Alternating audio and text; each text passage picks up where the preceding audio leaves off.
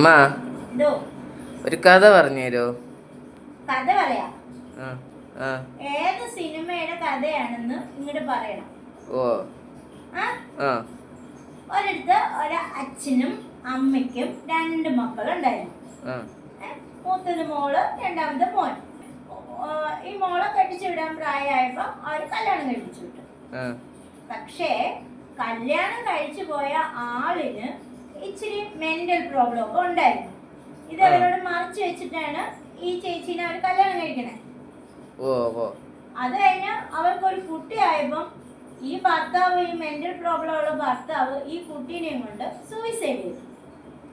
ചേച്ചി ആകെ ഡിപ്രഷനിലായി.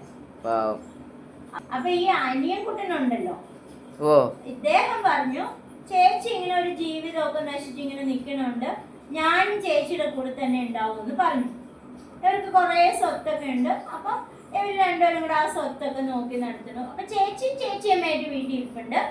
അനിയൻ എല്ലാ ജോലികളും, അപ്പൊ കൃഷി നോക്കുന്നുണ്ട്, കന്നുകാലികളെ നോക്കുന്നുണ്ട്. ആ വീട്ടിലെ സ്വത്തൊക്കെ അനിയൻ നോക്കി നടത്തുവാണ്. അപ്പൊ ഇവരുടെ വീട്ടില് ഒരു ബാല്യക്കാരൻ പയ്യനുണ്ട്. അപ്പൊ ഈ പയ്യനെ ഈ ചേച്ചിയമ്മയുടെ മകൻ മരിച്ചു പോയതാണല്ലോ. അപ്പൊ ഈ ബാല്യക്കാരൻ പയ്യനെ മോനെ പോലെയാണ് ചേച്ചി നോക്കാം. തിരിച്ചും ആ നല്ല കുടുംബത്തോട് നല്ല കൂറുള്ള ബാല്യക്കാരനാണ്. അവരങ്ങനെ സന്തോഷമായിട്ട് ജീവിക്കുകയാണ്. അപ്പോഴേക്ക് ആ നാട്ടിലാണെങ്കിൽ ഒരു നാട്ടുകൂട്ടമൊക്കെ ഉണ്ട്. ഈ നാട്ടുകൂട്ടത്തിന് ഒരു പ്രമാണി തമ്പുരാട്ടിയുണ്ട്.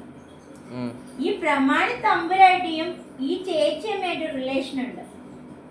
ഈ പ്രമാണി തമ്പുരാട്ടിയുടെ ആങ്ങളെ ചെക്കനാണ് ഈ മെന്റൽ പിടിച്ച ചെക്കനായിട്ട് ഈ ചേച്ചിയമ്മയെ പണ്ട് കല്യാണം കഴിച്ചത്. അപ്പൊ അതുകൊണ്ട് അവർ തമ്മിലൊരു ബദ്ധ ശത്രുതയും ഉണ്ട്.